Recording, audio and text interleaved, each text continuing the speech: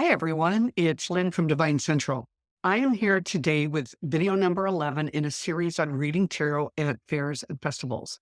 I mainly started doing this because so many people just starting out really don't know what do you need, what considerations, where do you get stuff. So I'm kind of doing it for them. But I have found that veterans are also watching just to see, how somebody else is doing something different or maybe, more efficiently than they are. All right. So I want to start out by letting you know that I tripped and fell into my dining room table. Can you see it? A couple of days ago, and I'm really swollen. So if I trip over some words, it's probably because of that. All right. So we're going to start with contracts and then insurance, and with a little bit of bookkeeping in between today, and then I'm going to move on to how much to charge tomorrow. Okay. Everyone has a contract these days. Most of them for event planners, it's boilerplate across, a lot of different venues. The only time when you're going to really run into something a little different is if you're going to become a shop reader and there because they collect money on your behalf or they collect money and then pay you, you're going to have some different language. But for the most part, everything is pretty simple and laid out. I am going to go over a Minnesota event planner contract with you here in just a moment to just kind of give you an idea of what they look like if you haven't seen one. Now, assume that if you've been invited to an event and you've advertised it, it's probably legal. But, it just never hurts to check in with the city and with maybe the Chamber of Commerce to make sure that fortune telling, tarot reading, anything like that is actually not illegal in that city and that you shouldn't be doing it. It just doesn't hurt. There were a couple of gals in Hopkins, Minnesota, 3 or 4 years ago that were on the news, and they are what we call grifters or gypsies. And they got caught and were charged with theft by swindle for their activities. You know what I'm talking about. It's like, hey, here, I'll give you a $20 reading. And you've got all of these evil spirits around you. I can get rid of them for $300 or $1,200 or whatever it was. I have an article on my Facebook page about that. It was wild, but it's terrible because it really gives the rest of us this bad reputation, which is, kind of not fair. All right. So what type of vendor are you? It doesn't really matter so much at the psychic fairs, but if you do non-metaphysical events, people are going to want to know, are you a direct seller or are you an artisan or a handmade vendor? And the direct sellers are people like Tupperware and Tastefully Simple, Color Street Nails, doTERRA essential oils, people like that. They only allow in one per show. So you are an artisan. You would be a homemade if you have to pick one, because what you create, which is your reading, is customized to the person at the show. So you get to be in the lesser charged category. So don't be afraid to take that. I was concerned and didn't know which one to pick when I first started. So that's why I'm including it here. All right. So oftentimes the street fairs or the one-off events don't really require a license of any kind, but a lot of people, most of them, it's a requirement of the city or the state for them to require either a sales tax number or a federal tax ID number or your social security number. And it's kind of a non-negotiable. You have to give them something. If you're not comfortable handing out your social security number, then go to your state and get a sales tax number. Just know that at the end of the year, even if you never used it or had to use it, you still, even if you made nothing that year, you still have to file, but you can also just get a federal tax ID number as well. All right. So let's see. Let's talk about taxes for a minute. I bought an inexpensive bound journal and I just keep all of my, I don't know if you can see that with the lighting and stuff. It's kind of weird. I just keep all of my notes to myself in this book. You don't have to make it any harder than that. And what I do is I put in the date, the name of the event, the city, or the name of the venue. If it's like the FIPA Dome in White Bear Lake, Minnesota, I'll write that down. The name and phone number of the event planner, the time the show ran from, 10 a.m. to 5 p.m., the cost of the booth, and the size of the booth, the number of vendors that attended, and the number of attendees. You can typically get that from the event planner. And I want to know how many showed up. The cost of a hotel, if you or any parking or anything, if you had to stay the night, and a brief comment about how you felt about the event. Boy, this event really stunk. I'm never going back. Or I didn't like this event planner. Or God, this was a great time. I'd love to go back. It's just something. Maybe how many readings that you did, how many were cash, how many were credit, if there were different prices because you had a discount coupon and people took advantage of it. But add it up so that all the dollars and cents make sense.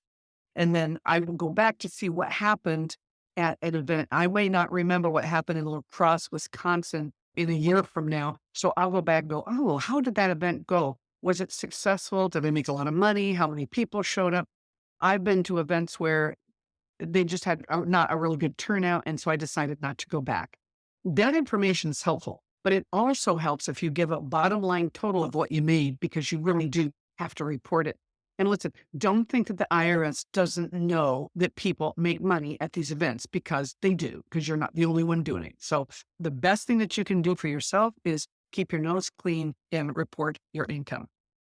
All right. So let's switch right now really quickly. I'm going to switch to a contract. This is a contract that was by Heart and Soul Wellness, and they're no longer in business. It's from 2019. I figured it was safe to show it. So obviously they want your contact information and what it is that you're doing. Now, I did tarot readings for this one. Okay. Let me see over here. All right. So it's telling me that the space was an 8x10 space. They were going to give either an 8-foot or a 6-foot table and a couple of chairs. That's typically what all these venues will provide. I paid $100 for this. Well, no, we actually paid $150. There were two of us in that booth, but that's how much the space costs. The fee has to be paid in advance. And I will tell you right now, you'll be lucky to ever get a refund out of these people, of any of them, because they don't like giving refunds. They'll tell you how you can pay. If there's a discount for multiple events, they'll put that in there. If they have an early bird registration, they'll tell you. They don't want you to pay any later than 2 weeks prior to the event because they have to get out advertising. They have to set up the room or know which room to tell the venue that they want. The hours of that expo were 10 to 5. 7 a.m. was the setup time on the day of the event. You had to be set up no later than 9:30. Most people, it's 15 to 30 minutes before. They do not want you setting up when they have people walking in the door. And I'll tell you right now, no early teardowns. If you tear down at a psychic fair before the time is up, then you probably will never be invited back to that with that event planner. They really frown on that. So don't tear down early. It's just not worth it. All right. So this particular vendor asked for door prizes. That's not typical. You get a choice. Do you want a wall space or a center aisle? Do you need electricity? And do you have like a massage table or anything big that you're bringing? This is a multi-location contract, which I chose my locations and then I signed it. So for the fine print, we already talked about, they won't reserve it until you've paid. They strongly are encouraging business insurance here. And remember, we're going to talk about that next. You must conform to all local laws. And again, that's it for tax purposes and is what you're doing legal. And that is all on you. Okay.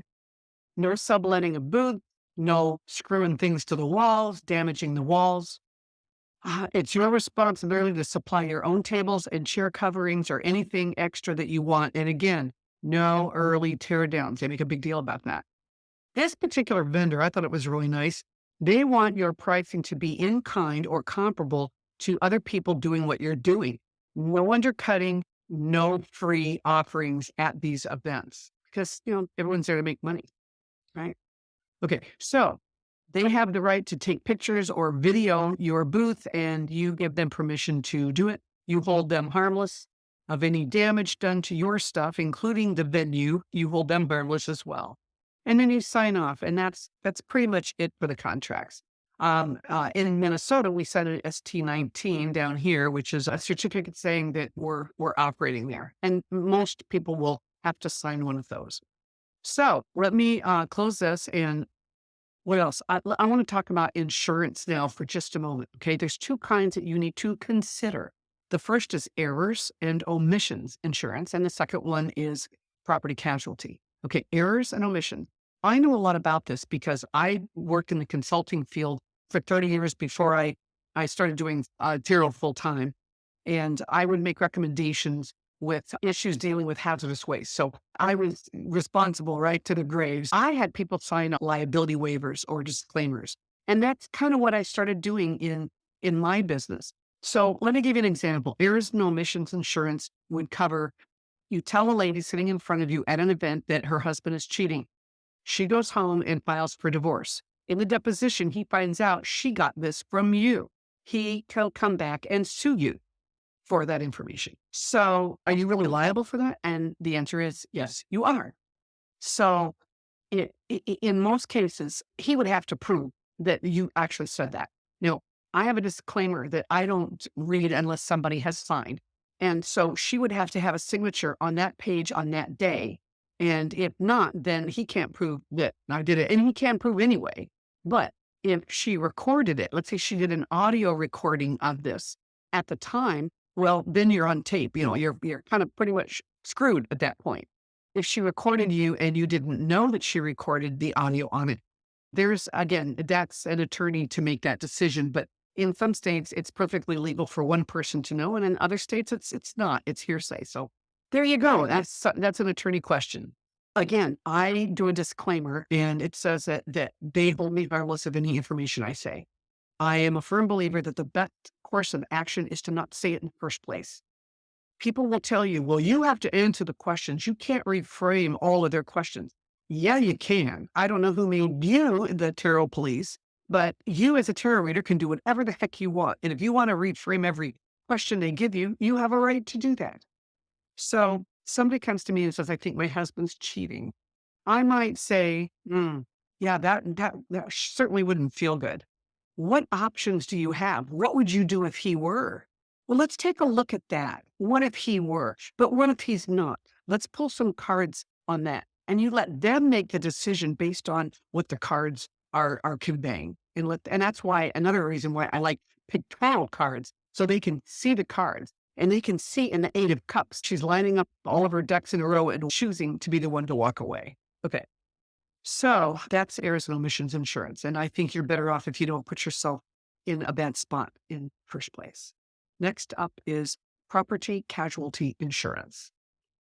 A huge wind comes up at an outdoor event. Your tent lifts up and blows across the aisle right into somebody else's display that is full of glass product that they've made. Are you liable for that? And the answer is yes, you are. And that's why you sign off a liability waiver for the venue, the host, and for the venue itself. And you are strictly and solely liable for any damage that you do or cause. That's why I said in the last video how important it is to not skimp on the weights of your booth. If it's a super, super windy day and you're kind of having some issues or some worries about it, I strongly suggest you giving up the 50 or 75 or $100, whatever it is that you paid to be there that day. Outdoor people are way more forgiving about you picking up and leaving in the middle of the day. I would forego that money. It's going to be a lot cheaper than paying out hundreds of thousands of dollars in damage because your tent didn't stay in one place. Okay. So again, that's up to you. I personally don't vary the insurance, but don't base your decision on my actions. Do your due diligence. If you have renter's insurance or homeowner's insurance, talk to your insurance agent and see if they can do a rider for you for that one particular event or for a season or what have you.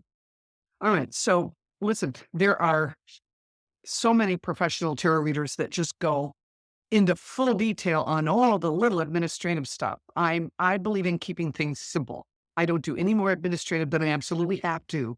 And trust me, after being self-employed for 30 years in corporate America, I have learned it really doesn't benefit me. It just making it difficult, doing spreadsheets and doing a lot of extra work just takes up more of my time and takes it away from my tarot practice. So for whatever. All right. I'm going to talk to you about how much should you charge in the next video. And I appreciate you being here. Please like this video. That's how I'm going to be seen. Thank you very much. See you later. Bye.